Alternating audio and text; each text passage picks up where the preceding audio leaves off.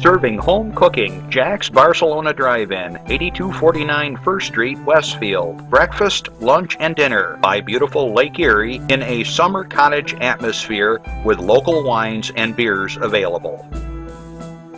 Westfield Memorial Hospital provides high-quality health care to residents of Western New York, offering patients the most sophisticated medical advancements while keeping the ease and familiarity of a community hospital. Support for Chautauqua Sunrise has been provided by WRFA 107.9 FM, Jamestown's public radio station, streaming online 24/7 at WRFALP.com. Low power to the people. Bella Salon and Day Spa, located at 41 West Main Street in Northeast Pennsylvania, proudly supports Chautauqua Sunrise and its volunteers. More information at bellasalonanddayspa.net.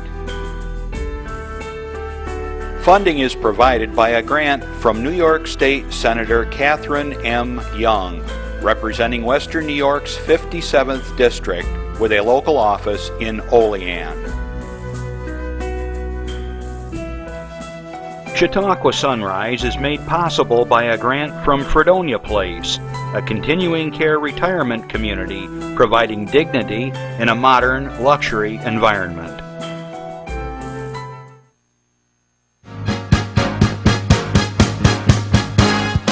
From the Access Channel 5 studios in Mayville, it's Chautauqua Sunrise. Chautauqua Sunrise is hosted by Doc Hamels and supported by the award-winning volunteers at Access Channel 5. Continuing the traditions of Senior Report, we are here to share local news, colorful interviews, and events of interest to everyone.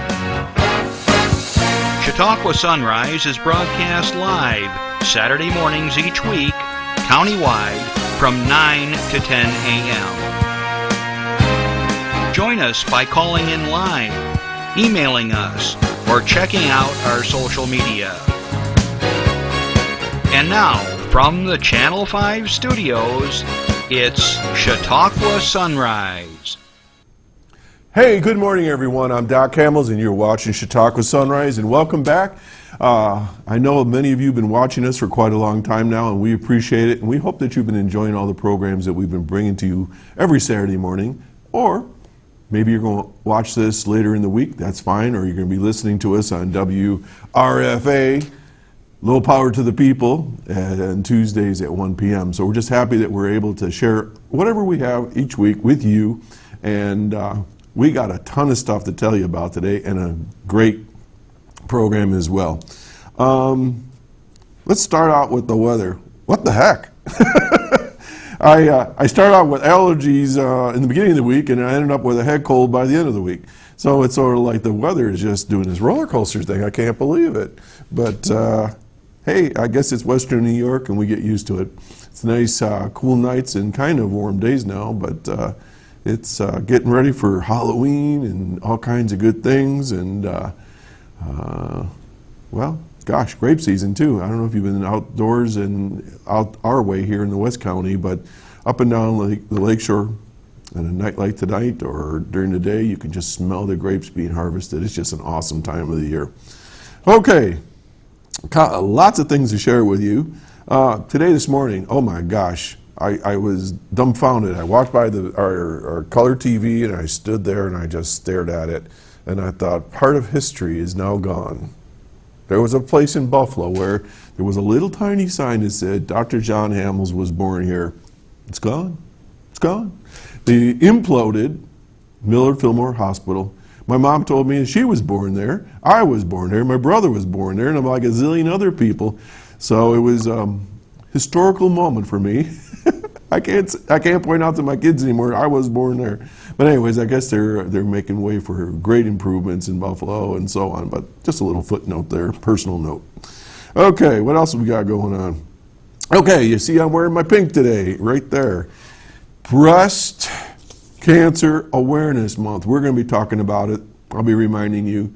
And as we did last year, we're going to try and encourage all of you that need to get your mammograms done, get it done. One of our underwriters, Westfield Memorial Hospital, is more than happy to accommodate you with their high-tech stuff. They got equipment there that's the best of the best. I've seen it myself. We had a tour, I think it was last year, and it's the way to go, folks. Now, the one thing I want to caution you is we always think, oh, you know, I'll get to it. Number one, get to it, because I've known way too many folks that have put it off, and later on they've had to have reconstructive surgery or whatever. Don't be afraid. Go get checked, because if you find it that you have an issue, you can get it taken care of quicker than later.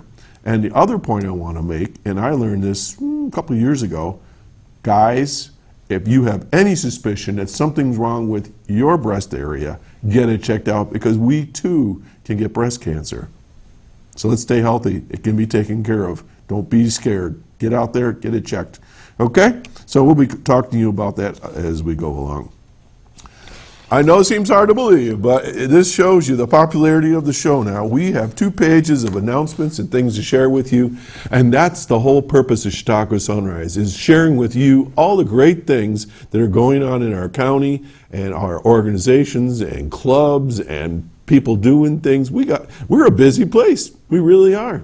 And at this point, I want to remind you that if your club or organization has something that you want us to announce or share, they're going to pop up the information here, but you can contact us here at the studio. You can call us at 753-5225, and you can make your announcement live. You can call and just let them know what's going on, and we'll be happy to include it next time around. So we're here for you. We're here to share your stuff. So I'm putting on my specs. Sit back, get your coffee, because this is going to take a few minutes before we get to our actual program. So starting out right off the bat, from my buddy Marianne Spanos, we have a health insurance public forum. Now, I'm 63, I'm going to be 64. I think I better go check this out, because when I'm 65, I got to get on Medicare. It says it's provided by the Chautauqua County Office for the Aging, and as you can see, there's the various dates, Tuesday, Thursday, and Friday this coming week. For more information, call 753-4471. Don't wait on this. The faster you get the information and decide what you're going to do, the smoother the transition is from the point where you leave your own personal insurance or your company's insurance, get onto Medicare, and then find out about supplemental insurance. Don't depend on just what the government's providing. You got to have the supplemental. My opinion, and opinion of many others. Okay, tomorrow, this is the last time we'll be announcing this one. For those that remember, back in July, we had a lot of flooding down here, 250 homes, and some of those folks lost their furnaces. So, fund a furnace benefit for the July flood victims. Chicken and biscuit dinner, our friends over the Westfield Moose Lodge, just down the road. Tomorrow, Sunday, October 4th, from 11 a.m. to 5 p.m. They have takeouts available. Contact Adele Harrington, 581-0265 for more information. Okay, so get out there and support those folks. Moving right along, the 6th annual Masonic Golf Classic, that is tomorrow as well. It's at the Peak and Peak Lower Golf Course in Findlay Lake, New York. Registration is 12 noon. Shotgun start and tee off at 1 p.m. How much? $60 per person. What's it include? 18 holes of golf, a riding cart, boxed lunch, and a chance to win various prizes. Afterwards, there's a steak dinner at Pine Junction Restaurant. That's for $25, that's extra. And then it says, and this is golf talk, I understand some of it, but I'll say it anyways. Mulligans, 50-50, longest drive, closest to the pin. I believe these are little contests within the tournament. To register or more information, call 769-7906. The benefits of this golf classic go to the Sherman Youth Program. Sponsorships for holes, putting green, and other donations are gladly accepted. All right, next. Oh, it's that time of year. I even have my Halloween pumpkin here. I'm ready. The Town of Terror at the Children's Safety Education Village, starting next Friday, and it goes Friday, Saturday, all the way up to the 24th. $10 a person, $8 pre-sale. I've talked about this last year. I've talked about it in the past. I've been one of the actors in this.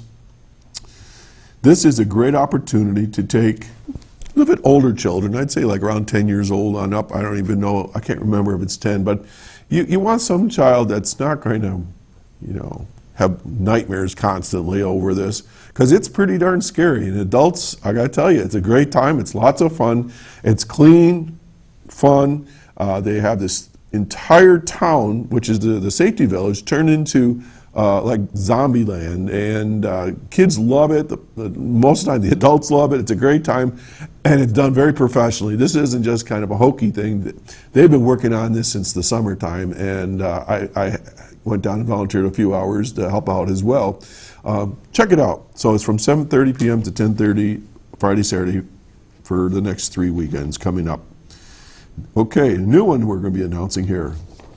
Color Burst at the Westfield Memorial Hospital. They're having a Cancer Awareness and Memorial Parade. That will be Saturday, October 17th. Registration is 8:30 a.m. Parade kickoff at 10 a.m.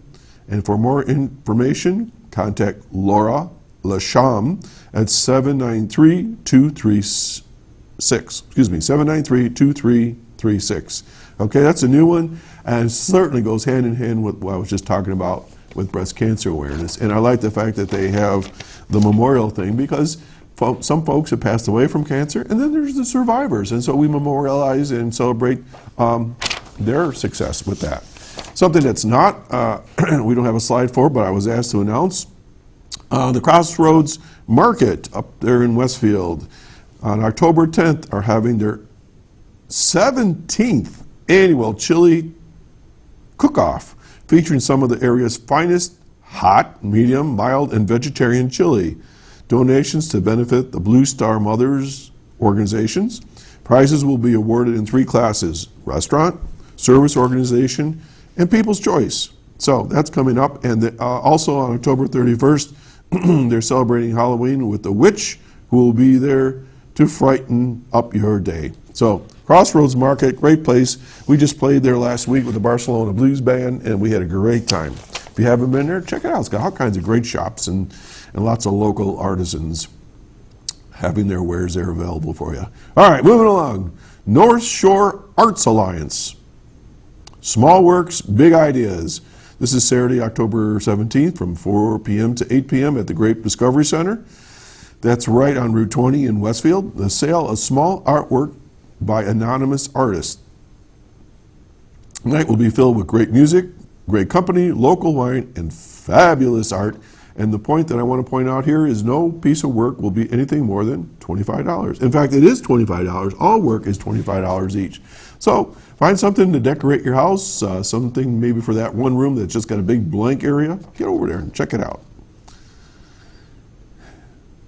Westfield Memorial Hospital Foundation presents the Wine and Cheese event. That's coming up Friday, October 23rd, 7 p.m. to 9 p.m. at 21 Bricks Winery, a great venue.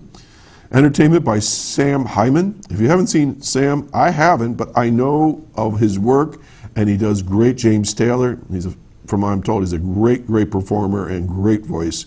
Reservations required. For more information, call 793-2338.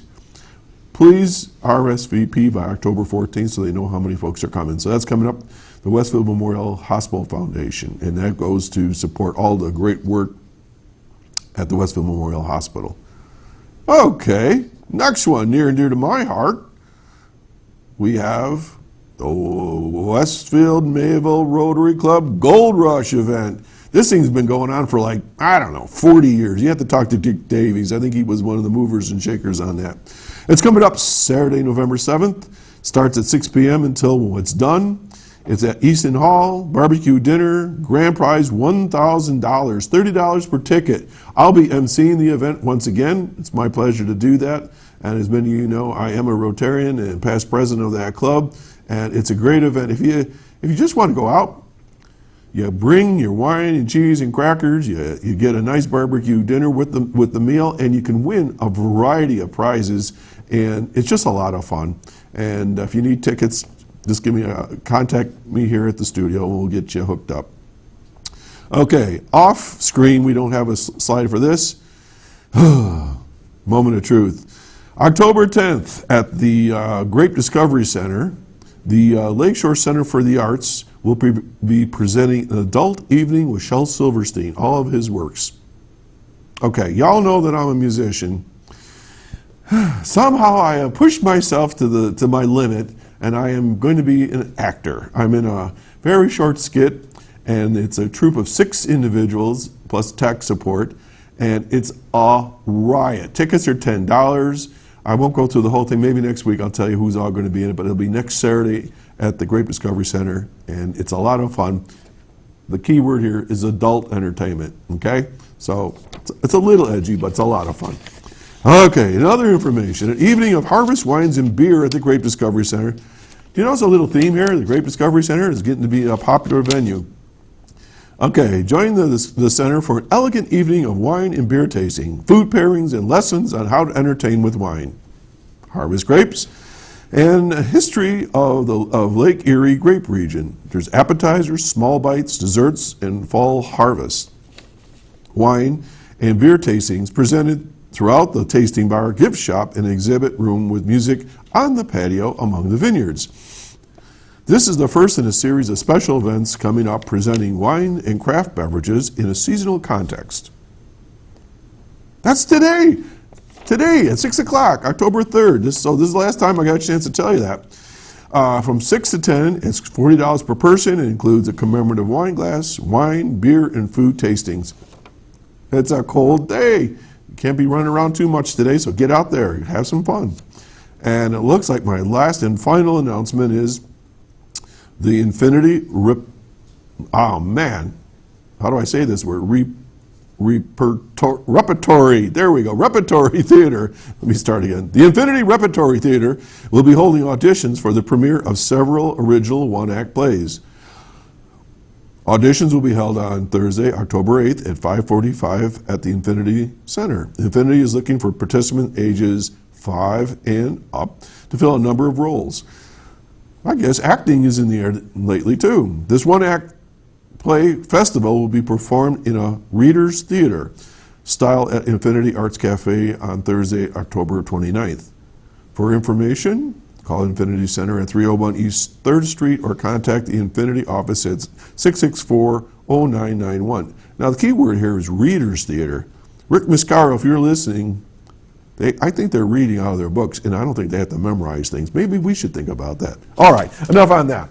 Hey, we're going to take a break here in a second, and this is a very special public service announcement. It's going to last a little while. It's a video that's going to introduce the program for today, and my guest speaker who will be coming up here very shortly. So I'll be right back in a few minutes. I'm Doc Hamels. You're watching Chautauqua Sunrise.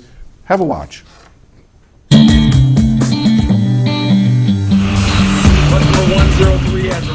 Typical day. I wish I could use the word typical. I'm the Dean of Students at Enterprise Charter School. The day starts out with 400 students getting off of a bus and passing by me. Leak, I will visit you in your class. You're going to give that to the teacher, right? Someone throws paper at you. She didn't say you, okay? My day is actually filled with sometimes anarchy, chaos, but it all boils down to a host of joy, a cornucopia of joy. Well, I'm very passionate about chiropractic. My absolute favorite part of my job is after I've treated a patient, they get up and say, "Oh my goodness, I feel so good."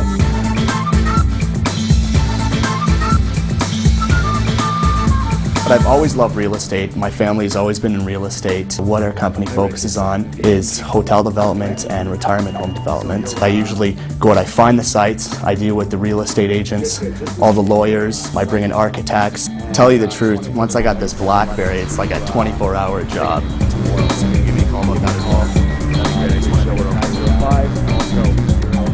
I work for a bank here in Buffalo. I'm a branch manager. I might spend part of the day working at the branch, and then I also work outside the branch, meeting with commercial clients. I'm a single parent, so I juggle a lot between my work schedule, looking after Beverly, her karate, her piano lessons. I'm the Investor Relations Manager at the Buffalo Niagara Partnership. The partnership is the largest business organization in the region. We have 2,500 local employers that employ over 400,000 people. I'm in a brand new business that I just started a year and a half ago and had a baby just 13 months ago. my duties have grown quite a bit. I'm the one that's responsible for Katie in the mornings, which is new to me. But it's ended up being the best part of my day. I'm a State Farm agent. I believe very strongly in marketing, and I took a chance and splattered my face all across the back of my car. And I took some, ribbings from some friends, but you know what? If someone's sitting in a red light, that's free advertising, and I hear it all the time. I see your face everywhere. So luckily I don't have, missing teeth or anything. I found I was basically just going to work, treating my patients, doing what I loved, but then going home and sure, hung out with my friends and did the social thing, but there was no connection to the community. I've got a lot of friends that are right out of school. They don't have the time for community service. They want to get that job, then they want to get that promotion and get more money. You need a balance in life.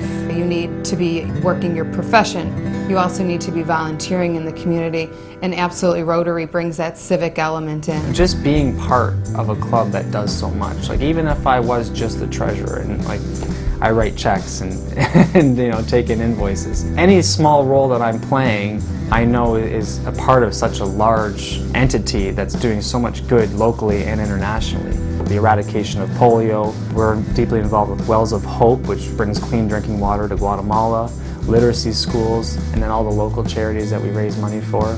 We can't do it as individuals, so to see the massive scale of when all these people get together and what we can do with that, it's amazing. The opportunities are immense. I'm a board member of the United Way of Hamilton Burlington, as well as I'm on the board of directors at my temple, the Hindu Samaj of Hamilton and region. Rotary was the catalyst that helped me become more involved in the community. It was really the starting point for me. If Rotary didn't exist, there would be the methods for me to go out there and help the community and create, let's take example, the Standing Leaders in Fishing Derby, which is our club's main events that we're known for best. It's a public pool in Hamilton, and we fill it with around 700 trout, and all the schools and a lot of different programs, people with special needs, catch fish. A lot of these kids, they've never experienced anything like that, and they have a great time. And to tell you the truth, if I wasn't in Rotary and if I didn't get introduced to Rotary, I would have never thought of anything like that, and I wouldn't have had that push to do something like that. I saw 40 students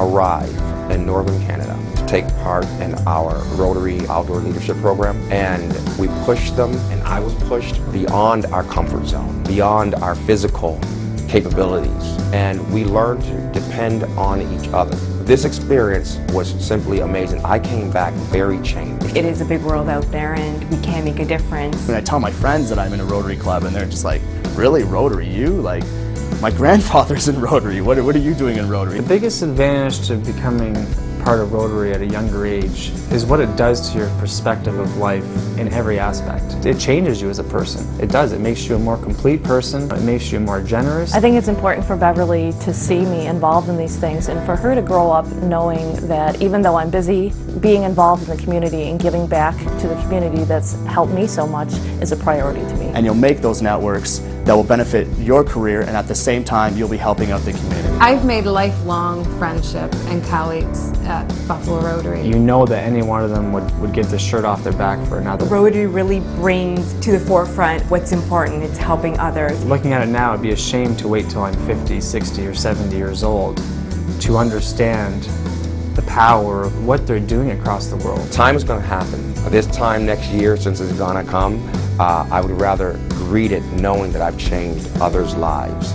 Each year that you wait, each day that you wait, there's work that could have been done, or someone's life could have been changed because of your interaction with them. And that's the way that I look at it. It's now. It's now. Do it now.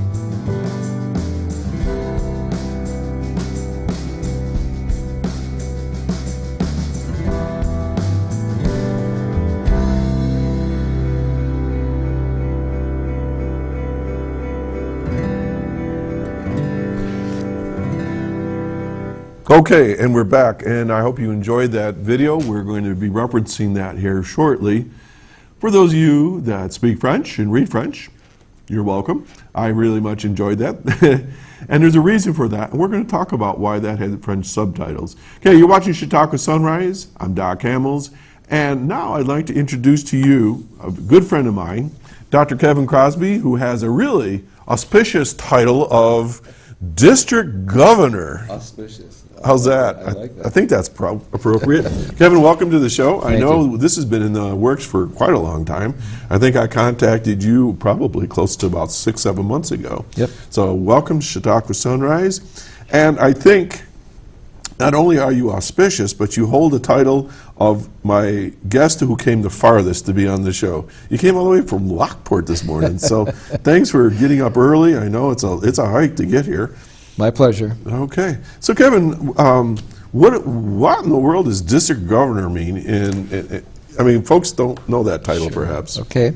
Well, the world of Rotary is broken up into groupings, and so around the world there are over 33,000 Rotary clubs. And so they group clusters of Rotary clubs into districts, and so there are 530 districts around the world. So we happen to be in a district that covers all of the Rotary clubs in Western New York and Southern Ontario. There are 69 Rotary clubs in our district, and each year a new person steps in the kind of the lead role as district governor.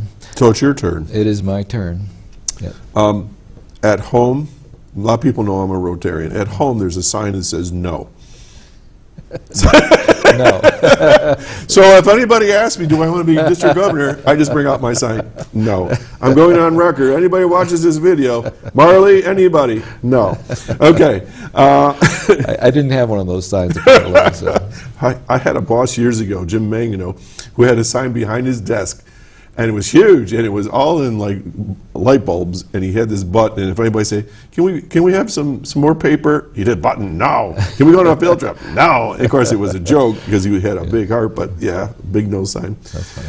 Okay, so you have this title, and you allude, excuse me, you were alluding to the fact that you're involved with Rotary, but let's get to that in a second. What's Kevin Crosby all about? What do you do, and where'd you come from? Okay, well, I came from Lockport, not just this morning. Oh, but you were born there then. I was born in Lockport, grew up in Lockport, and went away to college, went to Wake Forest University of North Carolina, sure. and came back to Buffalo, got married, and thought I would probably be here just for a year or two and then move to a warm climate. But a funny thing happened along the way. I developed a lot of friends locally. I got more engaged in my job. I then got into graduate school and then had 2 children right away, and so one thing led to another. And pretty soon, the thoughts of just living in a warmer climate got way down on my list of priorities. So I've been in Western New York ever since. I moved back to Lockport in 1985, and I professionally, my career has been primarily in the design of instructional materials. I ended up getting my PhD in instructional communications. So I've worked primarily not in education so much as in the private sector in terms of designing training programs. Is that in hard copy materials? Or? Actually, most of the programs I design end up as video content. So when I formed our company back in 1999, the company is called Full Circle Studios. DVD was just emerging as a technology, and it probably wouldn't last. Yeah, right. Prior to that, everybody was using VHS tape, and what I recognize is that DVD is a non-linear format, meaning you can jump around, unlike a VHS tape. And for educational applications, that really had a lot of implications. So we began producing a lot of instructional materials that went out on DVD and could be interactive. And so that was a large part of my experience. And then probably about 5 years ago, we recognized that DVD was kind of declining, and most programs that we were producing were going online. So today, I would say 95% of what we do ends up going online as instructional programs. So somebody would have a subscription to your service? Well, typically someone would be either buying an online course that we've produced, or we produce it for a client to use when they hire employees and the employees have to go through, let's say, safety training. Okay. That sort of thing. And it's got to be huge because, you know, every company has required trainings they have to do, and it costs a lot of money to have somebody come in. I'm like one of those people that through the local college we go in and we train people in management and supervision, and I could easily see myself being a DVD someday or like you say, an online course, but there is that personal touch. But a lot of this stuff is so sterile, you just throw it in the DVD, you watch it, you sign off, and you move on because it's just informational things. Sure. So Yeah, we're finding a lot of our clients want to keep repeating a program for new employees, or sometimes employees have to be recertified every year. Right. So when you have that kind of repetitive instruction, that's where putting it in a can, if you will, you know, having it recorded and available online really makes a lot of sense. So let's do a little tie-in now. We did a video on the break here, and you told me you had something to do with that, and so let's jump right into all that. What's that all about? Sure.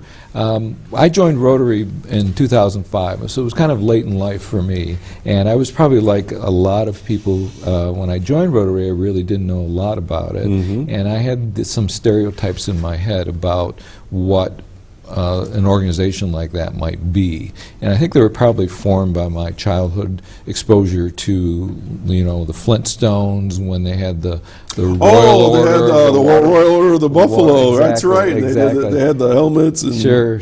I remember that. I forgot about that. Yeah. So I think a lot of people of my generation, anyway, grew up thinking about clubs like this as being something that their fathers or grandfathers belonged to, and they might be a little bit silly. So I didn't really understand it. And once I got into it and really understood what it was about, I felt that it was important for us to kind of challenge those stereotypes. So I came up with the idea of talking to younger people who join Rotary, who have busy lives, maybe have children, they're early in their careers, people that you wouldn't normally think would set aside time to be part of an organization like Rotary. And we talked to them about why they did that and why they stay in. And I think it conveys some very important messages about what Rotary is all about, and that it isn't something that's limited to people who are retired and are in it for more of the social aspect. There are really a lot of people who join Rotary. I think most people join Rotary because they really want to get involved in giving back to the community. Okay. We saw the subtitles in French, so what's that all about? Well, after we produced this, we began to get a lot of interest in it beyond our own district. Oh, okay. And so Rotary, as I mentioned, has 33,000 clubs around the world in over 200 countries. So that's like about 1 million some people? Yeah, it's a little over 1.2 million people.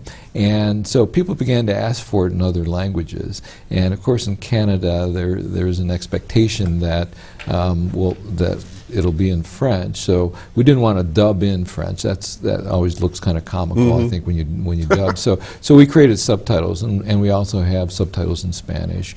So it has it's been in use for probably 7 or 8 years now. Wow, looks very countries. relevant, or, you know, very current. Sure. Oh, it's a great video. Thank you. You said that young people may or may not have time. Why would they have to have time to be in Rotary? Well, Rotary for a long time has had a model of operation that says you come every week to a meeting with your club where you can get to know each other better.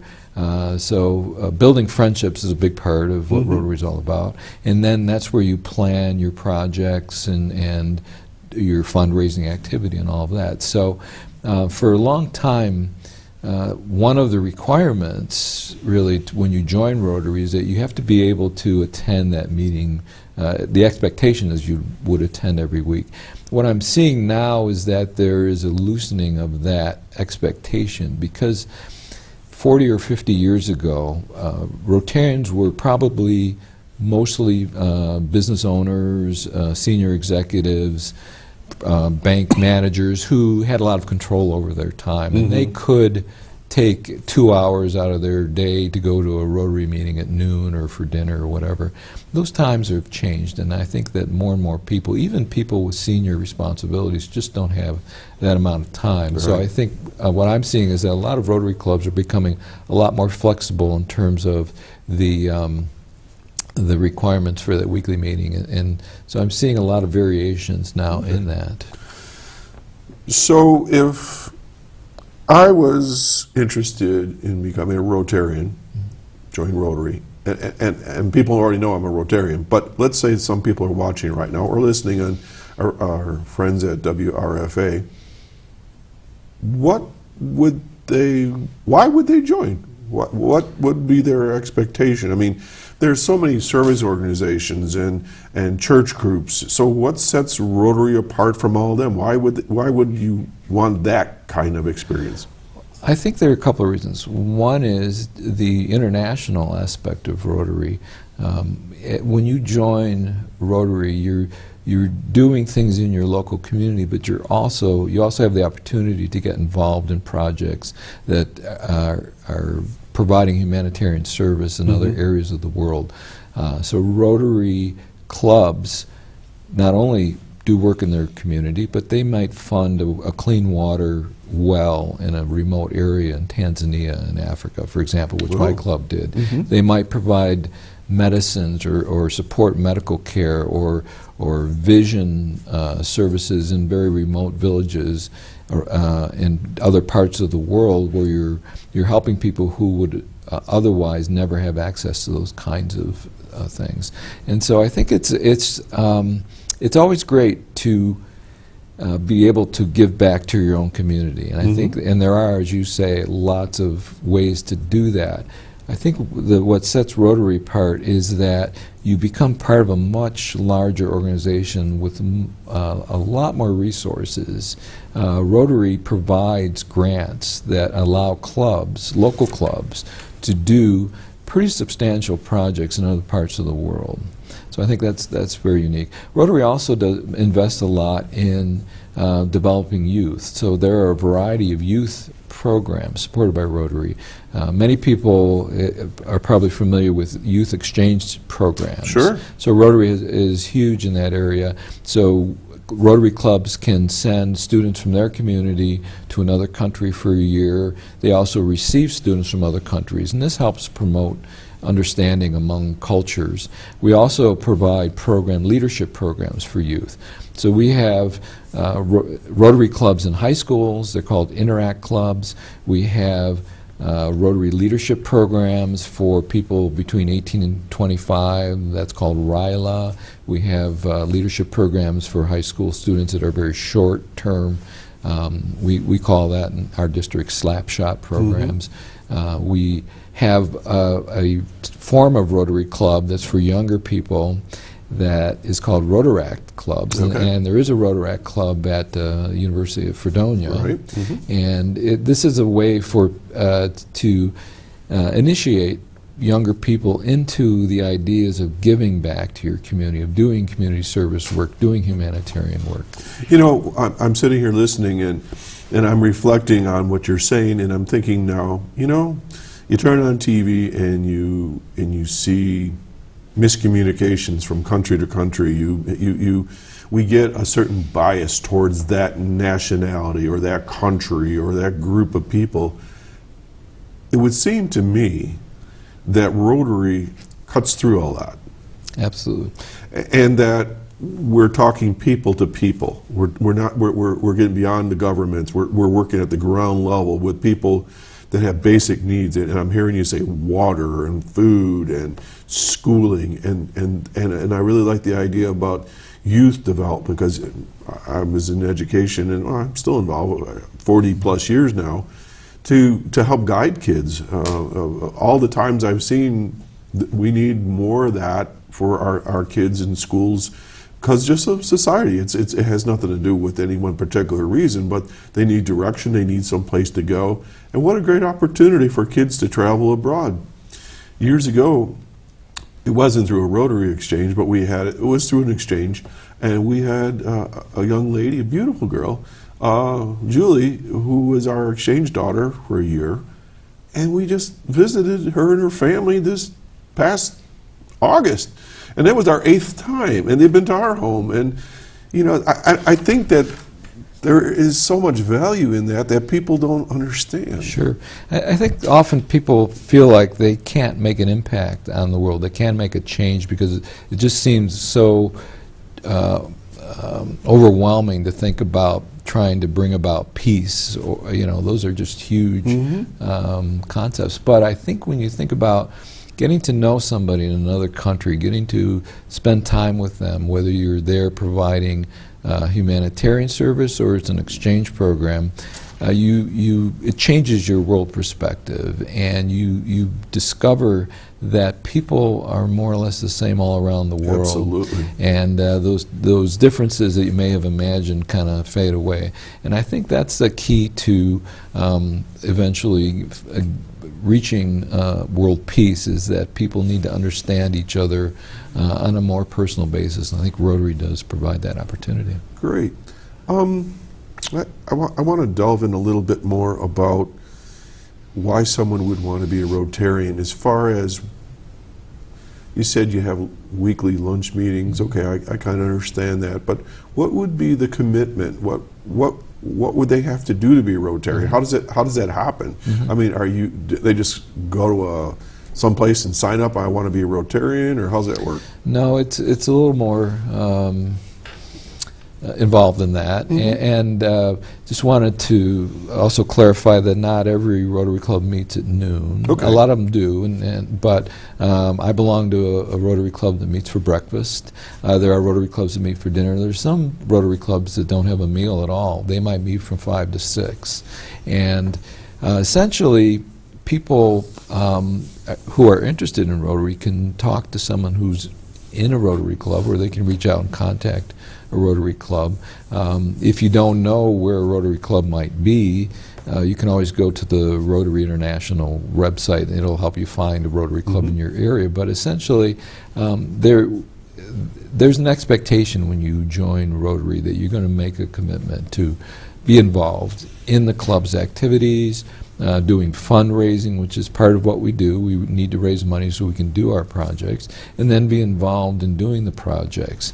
The expectation, again, to be there every week, that is becoming less of the emphasis than it is being involved. So this is a doing organization. Absolutely. This isn't just a social club to get around and shoot the breeze and have a nice lunch or meal or whatever. No. This is like, hands-on. Exactly. We just transformed a Rotary Club in our district. It's closer to the Buffalo area, but they meet once a month as a club, and the other 3 weeks in the month they go out and they do service projects. They do hands-on service projects. They might pick up, do a cleanup, pick up task, or they might help with Habitat for Humanity, or help with providing food for a food bank. So there's a lot of different things they do, but the essence of a Rotary Club is doing service projects. Most of the projects are local, but we also want clubs to think about getting involved in international humanitarian projects as well as youth projects. Wow, a lot going on. Yeah. Kevin, behind you, we have a banner hanging up, and it says, why don't you tell us a little bit about that? There you go. There we good go. shot, Randy. Yeah. Thank you. Yeah. Each year, the Rotary International organization replaces its president, just like each club replaces its president each year. And the president of Rotary International, the entire organization, selects a theme. So each year, all Rotarians around the world, all 33,000 clubs, have a new theme for the year. There certainly is a consistency from year to year, but our theme this year is Be a Gift to the World. And I think it's a great theme because it's reminding us as Rotarians that we are and we should be a gift to the world. And when we think about being a gift to the world, I always like to remind people that every day we have an opportunity to be a gift to someone else. We have a gift. We have the opportunity to be a gift to somebody in our home. It could be a child, parent, could be our neighbor, could be anyone in our community, but we also have an opportunity to be a gift to people in other parts of the world that we may never meet face to face, but we can still be a gift to them. Awesome, and it seems to certainly fit everything you've said right up till now in the video we just watched. Folks, you're watching Chautauqua Sunrise. I'm Doc Hamels, and my special guest today is Dr. Kevin Crosby. He is the District Governor of District 7090, which is partly in Canada and partly in the United States, Western New York, and we're talking about Rotary and all that sort of thing. Kevin, I don't want to put you on the spot right now because I know some people are better at this than others, but where did Rotary start? I mean, who came up with this thing? Okay, Rotary started in 1905. It was so that's like 110 years old. Yep, okay. 110 years old. The person that started it is named Paul Harris. He passed away, I believe, in the 40s, so he's not around anymore, but he was a lawyer in Chicago, and he felt the need to begin networking with other business people in his community to do a couple things. One is to think about providing community service, and the other is to promote ethical business practices and to share, and he felt this would be enriched if you had people from different occupations involved in this organization. And so that's always been a hallmark of Rotary, is that it's not an organization made up of lawyers or doctors or accountants. It's a blend of people from all different vocational backgrounds. But the common thread is promoting fairness, good business practice, ethical business practices, and a commitment to helping others in the community. So it's been around since, again, 1905. A few years after that, they created what's called the Rotary Foundation, which is the charitable giving arm. So that was kind of an evolution of Rotary that said, look, if we contribute money to a foundation, this money can then be used to fund projects that can be used locally or used internationally. And so the Rotary Foundation has grown substantially, and that is going to celebrate its 100th anniversary in 2016. So this is a well-established organization, has what I would assume a very, very good track record. Absolutely, absolutely. You know, on the flag behind you, the emblem there, there's a symbol that to me looks like a gear. Can you speak to that at all? Randy, can you catch that? That's the rotary wheel, or rotary cog, as it's called. So that's the traditional symbol of Rotary. It's actually been modified slightly in recent years, but I think that's a symbol that you see when you drive into a village like Mayville. Yeah, anyway. You see them everywhere. Absolutely. Even around the world. Absolutely. So does it have a particular meaning? Or? I don't really know the specific evolution of it. It's I would speculate that it has something to do with the involving as a wheel, kind of involving several elements. And, sure. And okay, I didn't mean to put you on the spot. And not everybody knows all the history and all the doodads that come with it. Yeah. Okay, so here in Chautauqua County, where we're broadcasting right now, what's going on county-wise? Can you tell us a little bit? I'll fill in some blanks for you too. Okay, in terms of what Rotary's doing? Yeah, who's here? I mean, how many? Oh, okay. There are several clubs, and 6, I think, if I remember right, in this area. So Fredonia and Falconer and.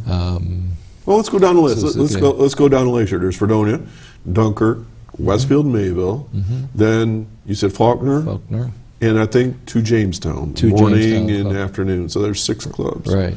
So folks listening right now, if they saw something in the newspaper perhaps, and they saw contact, the Post-Journal is super about covering Rotary events here in Chautauqua County. So I suppose that they saw the name of somebody that they could contact that club. Sure, absolutely. And of course you could just Google search a club too. And there are, as you suggested, not only different geographic areas, but there are different times of day that these clubs meet, and some are larger and some are smaller. The common thing among Rotary clubs is that you always have interesting, good good-hearted people, I think, in Rotary. We often say that the essence of Rotary is getting together with other people who are leaders. Now, they may not be political leaders, they may not own companies, but they, if you ask their friends, they would probably be movers and shakers, and people that do things, and they collaborate and they exchange ideas. So it's not a top-down organization; it's really a grassroots organization. So each club looks at their community and says, "What is needed? What can we do? What are the resources that we have? How can we help?" And then they go out and they do it. While you were talking, I got a question in through my earpiece. Is a membership in Rotary portable? Yes. In other words, if you start out in your club in Buffalo, can you move to another club, or can you visit other clubs? I mean, how does that work? Absolutely. In fact, we always encourage people when they're traveling to drop in and visit clubs. So when you're a member of one club, you're expected to visit other Rotary clubs when you travel around. But then if you move to another area, you can certainly transfer your Rotary membership. You're actually a membership of a club, but that if you've been a membership in one club and you go to another community and you want to join that club, that is a transfer. Yeah, it's just a transfer. So, but you're welcome to any Rotary club. Absolutely. Okay, and they would recognize you and welcome you, I'm sure. Absolutely. Thank you. There's a question in my paper here. It says, "What does a district governor do?" I mean, what is this thing? Okay. I know you're busy. Yeah. One of the responsibilities of a district governor is that you're expected to visit all of the Rotary clubs in your district. 69 of them? And there's 69 Rotary clubs. Since August, I've visited 51 of our 69 You put on clubs. a few miles, I bet. Yeah, just a bit. And it turns out that's one of the best parts about my role is I get to go out and I visit clubs and I get to meet other Rotarians and I hear about all the great work they're doing in their community. Another responsibility I have is to put on a conference. So each year the district governor hosts a conference for all of the Rotarians in the district, and this year my conference is October 23rd to the 25th, and it's at the Holiday Valley Resort in Ellicottville. So it's just down the road from here. It is, and we're going to have a fantastic conference. We've got 20 different workshops. Incidentally, you don't have to be a Rotarian to come to the conference. Oh, yeah? That's right. It begins Friday afternoon, and we're going to actually have a workshop starting at 4 o'clock on Friday that's called Welcome to the World of Rotary. And it's an introduction to what Rotary is all about for people who are thinking about joining Rotary, or people who may have just joined Rotary, or spouses of people in Rotary who just really want to understand. What's my spouse doing every week on Tuesdays at noon? You know, That's right. There's strange people there. That's right. And then we'll have all kinds of entertainment and again, workshops. We've got lots of recreational activities going on. So Sounds like fun. We're going to do a community service project on Saturday afternoon, and we'll wrap up on Sunday morning, hopefully in time to catch the second half of the Bills football game, because they're playing in London that Sunday. Oh, what's the cost of this? The conference? Registration for the conference is $50 per person, and that covers all of the workshops, the coffee breaks, all the miscellaneous things that go on. It doesn't cover the meals, so if you're going to be there for a meal, then you would pay separately for the meal. So you go online and... Yeah. Is there a website? Yes. The website for the conference itself is districtconference2015.com. Okay. So they can check it out. Yeah. We got a phone call. Would you like to take a call? Sure, absolutely. Okay. Good morning, caller. Well, good morning, Doc. Good morning, Linda. Ken. It's great to see you on the show, Ken. And service organizations are so important in our community. I couldn't agree with you more. I have a question for Ken, though. Do you find that it's more challenging today to attract new people in membership with service organizations than it was, say, like 20 years ago or 10 years ago? Absolutely. There's no question that it is more difficult to get that commitment to be part of an organization.